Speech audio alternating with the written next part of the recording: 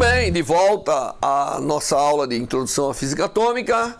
Lembrando que estamos vendo o método de Hartree-Fock para resolver o problema de N elétrons, N partículas no nosso sistema.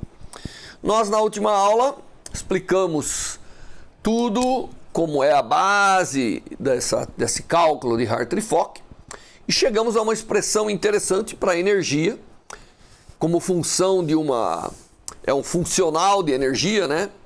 Mas dependia da soma de todos os elementos de base que eu tinha. Lembra-se que a soma dos U forma a base, forma a chamada função de Hartree, tá certo?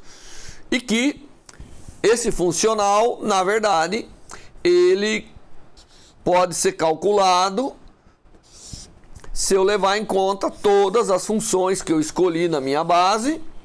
Tenho que calcular agora, dado que eu escolhi um conjunto de U's para cada partícula, eu tenho que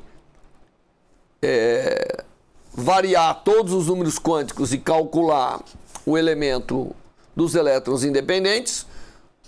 Tenho que calcular a repulsão direta e a repulsão de exchange, trocando os números quânticos aqui. E a soma agora, então, ficou uma soma sobre os números quânticos que fazem parte dessa base escolhida aí, que normalmente tem vários, né? São N elétrons, 2 deles não podem estar no mesmo sistema, com o mesmo conjunto número quântico. Então você tem aí um número considerável de estados que fazem parte da base.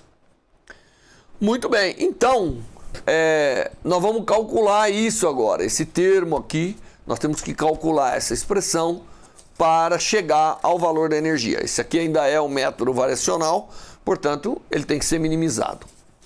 Muito bem, então, nós vamos pegar essa expressão que eu acabei de mostrar, que foi o término da dedução da última aula, e vamos chamar, na verdade, eu já havia chamado a soma de todo U lambda com HI, que é a hamiltoniana que contém a parte cinética e a parte da força central de cada elétron. Eu havia chamado de I lambda, é o elemento de matriz que dá energia. E agora eu vou chamar de F lambda mi, o termo direto, que é eu pegar as duas funções com 2 números quânticos quaisquer, que eu tenho que contabilizar todas as possibilidades de pares e calcular o elemento de matriz de repulsão. E para o outro é a intertroca. Então eu troco, né? O elétron I, ele está com um estado, do lado de cá com o outro, e a mesma coisa o J. De um lado então tem a troca, né? Por isso que ele chama de exchange. Porque ele está trocando e ele aparece devido o fato de que a função de onda total tem que ser antissimétrica. Então, a energia para essa função de onda, para o meu sistema, né? Ele é dado dessa forma. Então, tudo resume em calcular esses termos agora, né? Porque nós chegamos nisso. Então, aqui são a soma sobre todos os números quânticos. É diferente de fazer soma sobre todos os elétrons. Então, a gente conseguiu ir simplificando e chegar a uma expressão que é a base, né? É a base para esse problema. Tá certo? Muito bem. Isso aqui ainda não resolve o problema, porque isso aqui pegou uma base, que nós chamamos de Hartree, calculou o funcional energia.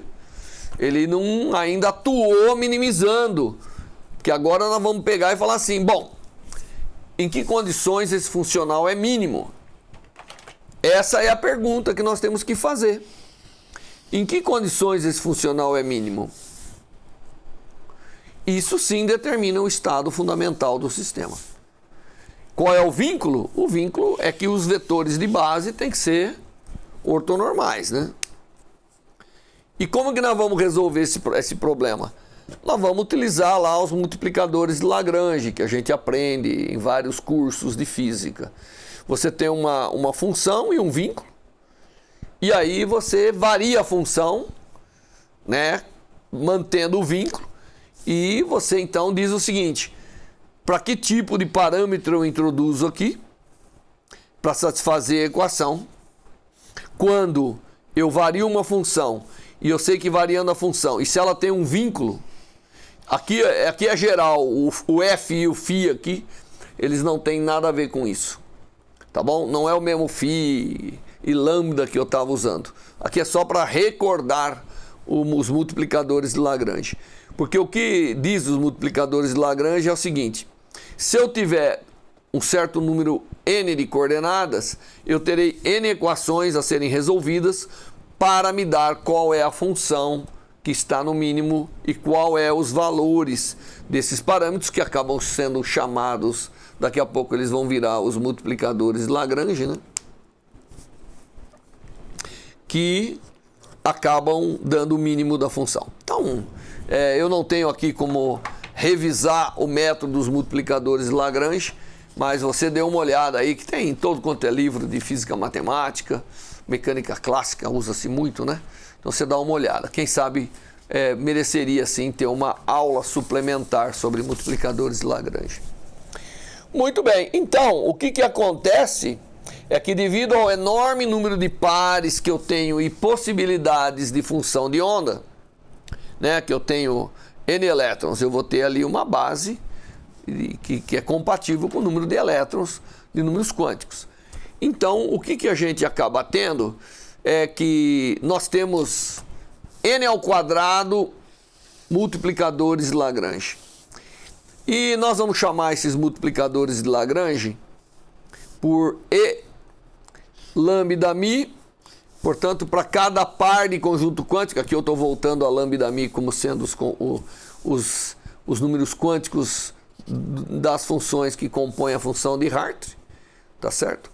E o que nós temos que fazer aqui é pegar lá, né? Esse aqui é o vínculo, tá certo?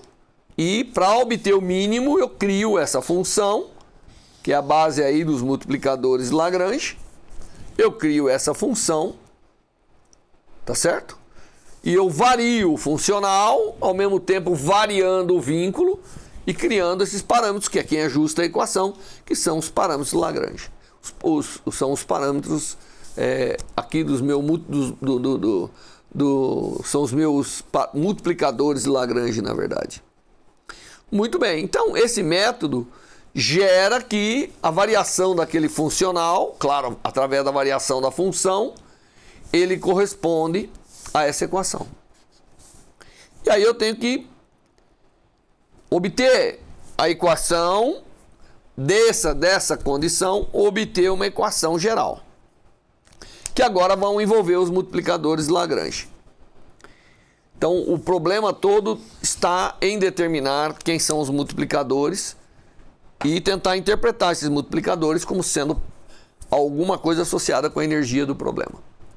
Bom, agora é que vem a parte mais delicada, é que eu tenho que pegar essa equação e tenho que pegar as equações que eu tinha do funcional, fazer a variação dela, que isso aqui é um funcional do φ, eu tenho que variar, tá certo? E quando eu faço isso, vou lá nas equações e faço a variação, eu obtenho uma equação que obviamente tem todos aqueles termos. Por quê? Porque eu havia calculado o funcional, e o funcional tem um termo que é o termo da energia de cada partícula, e tem o termo da repulsão, o termo direto, e o termo exchange, tá certo? É o que tinha o funcional, só que agora vai ter também um termo que é quando eu variar isso, ele vai aparecer aqui nas equações, vai aparecer o multiplicador de Lagrange. Então, fazendo isso, nós obtemos uma equação que na verdade é um conjunto de equação. Por que é um conjunto de equação? Porque para cada elétron I eu tenho N elétrons. Para cada um dos elétrons eu vou ter uma equação dessa. Portanto, eu tenho N equações. Tá certo? Então, aplicar os multiplicadores de Lagrange nesse problema significa gerar um conjunto de N equações acopladas, onde eu tenho que resolver o problema. Então, eu tenho um sistema de N equações que recebe o nome carinhoso de equações de Hartree-Fock. Essa é a equação de Hartree-Fock, cuja solução, que minimiza o funcional, me dá o valor da energia do sistema. E também me dá o valor da função. Tá certo? Muito bem. E como que eu vou resolver isso? A gente vai usar um método chamado autoconsistente, onde eu começo com uma base e vou melhorando as bases para fazer esse cálculo. Bom, não se preocupe que eu falei desde o início que a coordenada de spin estava envolvida, então, só para você ficar mais tranquilo, colocamos aqui escrito que cada função U é, na verdade, uma função com a dependência espacial, mas também com a dependência de spin. Tá certo? O spin está envolvido aí, que eu estou colocando explicitamente, e aí ele tem que aparecer explicitamente em todo lugar. Claro que aqui o termo direto, ele não precisa aparecer, mas aqui o termo de exchange é bom deixar claro, porque há mudanças aí e precisa representar. Então, a equação de Hartree-Fock, ela, com o spin e tudo mais, ela pode ser escrita dessa forma. Então você vê aí que é uma equação relativamente grande para a gente ficar escrevendo. Então nós simplificamos de novo. Nós chamamos que o VMID é o chamado operador direto. E o operador direto nada mais é do que esse elemento de matriz aqui, ó. Tá bom? Então o operador direto é esse elemento de matriz que aparece aqui, que quando a gente trata a repulsão, é o termo direto da repulsão. E o chamado operador de exchange, então esse aqui é o operador de exchange, ele é definido como um operador que aplica numa função, tá certo? Então ele vai ter uma função aqui, ó. Ele aplicado numa função que agora vai ter coordenada QI, como ele, mas da integral ela tem coordenada QJ, porque será integrado em J. É um operador, é uma operação matemática feita com essas funções, porque isso aqui vai de alguma maneira me ajudar a escrever o termo de exchange aqui. Bom, a coisa de fato é tão bonita que a equação de Hartree-Fock fica reduzida a essa belezura aqui, fazendo essas simplificações.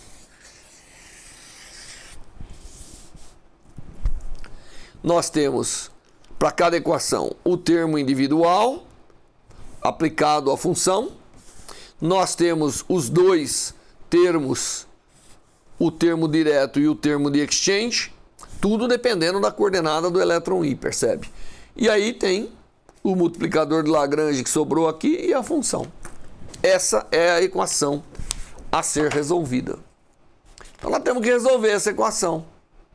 Tá certo? Resolver a equação, obviamente, significa calcular a melhor função, porque nós começamos com uma lá, mas na verdade ela nunca foi explicitada para você, né? Quem vai nos dar a forma da função é a equação. E na verdade isso é para um elétron. Como eu tenho N elétrons, eu tenho N equações. E eu tenho os vários estados aqui de cada elétron que eu estou considerando. Muito bem, então, chamando aqui de VQI, o potencial total que depende da coordenada I. Mantemos o Q aqui, que é para você lembrar que é aquela operação toda lá feita com o operador de exchange. Portanto, a equação final é essa aqui. Então eu tenho um conjunto dessas equações e eu tenho que determinar, tá certo? Eu tenho que determinar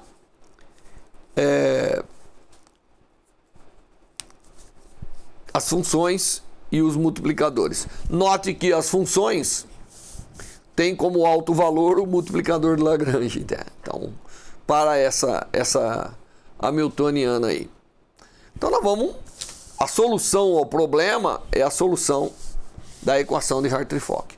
E por que chama autoconsistente? Porque normalmente a gente faz assim, a gente inicia com um conjunto de funções, calcula os potenciais, gera um novo potencial, tá certo? Porque dado que você calculou, tem as funções, você gera um potencial, coloca na equação, gera um novo conjunto de equações que melhorou o problema e vai repetindo isso autoconsistentemente, até você chegar no ponto que você tem critérios para verificar que os multiplicadores não mais estão variando, está obtendo valores que convergiram e assim por diante. Então, quando você chega ao ponto que o que você fez num passo coincide, não muda nada do que você fez no passo seguinte, a gente diz que o método convergiu e você para por ali.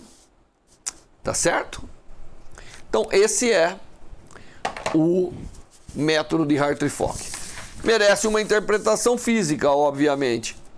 Então, nós já aprendemos, cada hamiltoniana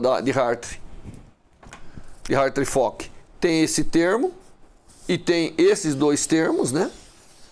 E a gente já fez a interpretação deles. Só que cada equação vai gerar um valor de epsilon. E aí então nós poderíamos pensar que a soma deles é a energia do estado, mas não é. Na verdade, esse valor de epsilon é esse termo aqui.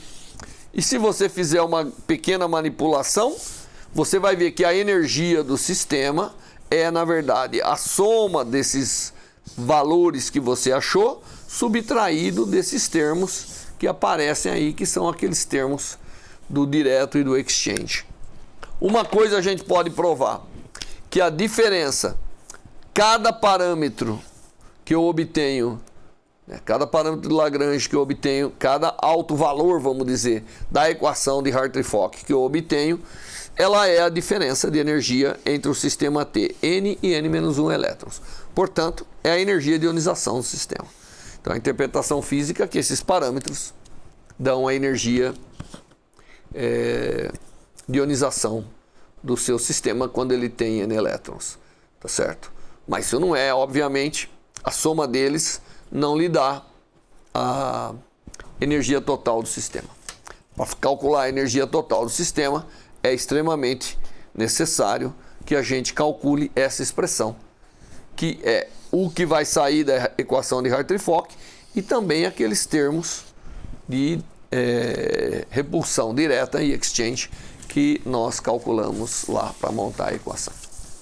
Bom, nada melhor do que fazer um exemplo. Então, vou fazer o exemplo do átomo de berílio. O átomo de berílio está aqui. Então, nós vamos fazer um exemplo do átomo de berílio. Nós temos 4 elétrons, essa configuração. Tem 2 elétrons no estado 1s, 2 elétrons no estado 2s. Quer dizer, eu vou montar uma base que tem 4 orbitais s. Tá certo? Quem é essa base? Eu tenho um elétron com spin up em 1s, eu tenho outro elétron com spin down em 1s, eu tenho outro elétron com spin up em 2s e eu tenho outro elétron com spin down em 2s. Esses são os termos que vão aparecer na função de Hartree. E aí eu vou pegar e vou calcular o potencial de Hartree. Lembra o que é o potencial de Hartree? É calcular as expressões para cada um dos estados, que eu chamei de lambda. Lá eu chamei de V lambda, né? Que são esses aqui, ó. Você tem que vir aqui e calcular esses caras aqui, ó. E esses caras têm uma expressão muito bem determinada, que nós já colocamos lá atrás. Então basta calcular esses termos. Então, eu tenho, aqui eu coloquei o spin explicitamente para ficar fácil de fazer as contas. Tá certo? Então, o potencial total do problema tem 4 prótons no núcleo, portanto vai ser 4e² RI, onde I é a coordenada de cada elétron. Mas eu tenho agora 4 termos direto, porque é 1s com com spin up, 1S com spin down. 2S, 2S, spin up, 2S, spin down. E aí eu tenho os exchange, que é começando com 1S, com spin up e trocando o outro. Tá certo? Resultado disso, eu tenho as funções e basta fazer as integrais aqui para a gente poder montar. Se eu calcular esses potenciais agora, de forma explícita, tá aqui, ó. O V1S direto, que é o que aparece aqui, ele é igual a o orbital 1S integrado com o orbital 1S com a repulsão entre os dois elétrons. Tá certo? E o exchange é só trocar, né? Embora a gente coloque na forma de um operador. Então, a hora que esse potencial agir na função U qualquer, ela vai entrar aqui. Tá certo? E o mesmo para o 2S. Resultado, basta você montar essas expressões para você chegar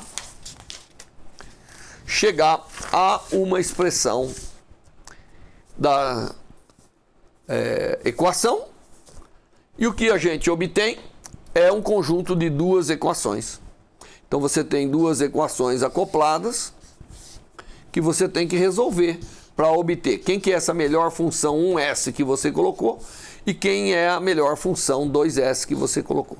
Fazendo simplificações, nós temos aí nas notas completas alguns passos dessa conta, então eu tenho um conjunto de duas equações íntegro-diferenciais, porque aqui tem integral, né? A função está dentro da integral, a função que eu tenho que determinar está lá dentro, que ela vai ser aplicada aqui a função 2S, ó.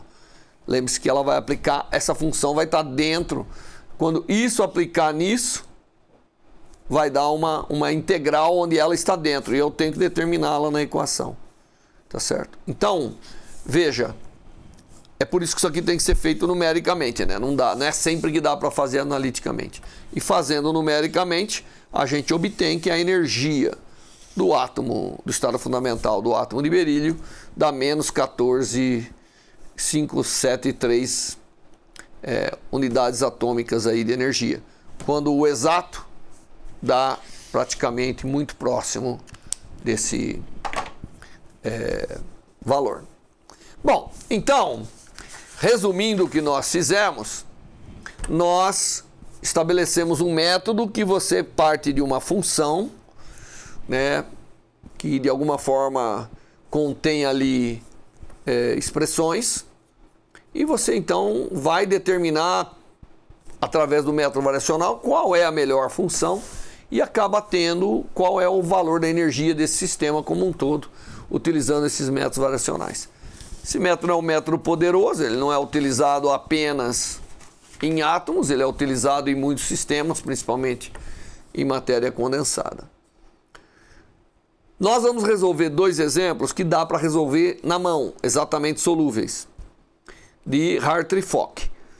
E explicar, tentar ilustrar ainda mais esse método, porque ele é nem sempre dá para fazer analiticamente o problema, mas em algumas situações dá para fazer analiticamente o problema. E nas próximas aulas nós vamos fazer dois exemplos que são exatamente solúveis, para a gente sentir um pouco melhor intuitivamente o que nós estamos fazendo aí com a solução de Hartree-Fock. Mas o que nós fizemos foi chegar às equações de Hartree-Fock. Com essas equações, você deve ser capaz de resolver o problema. Só que na maioria das vezes tem que lançar a mão de métodos numéricos para fazer isso. Mas é um método poderoso, porque hoje nós temos computadores extremamente poderosos. Bom, até a próxima aula.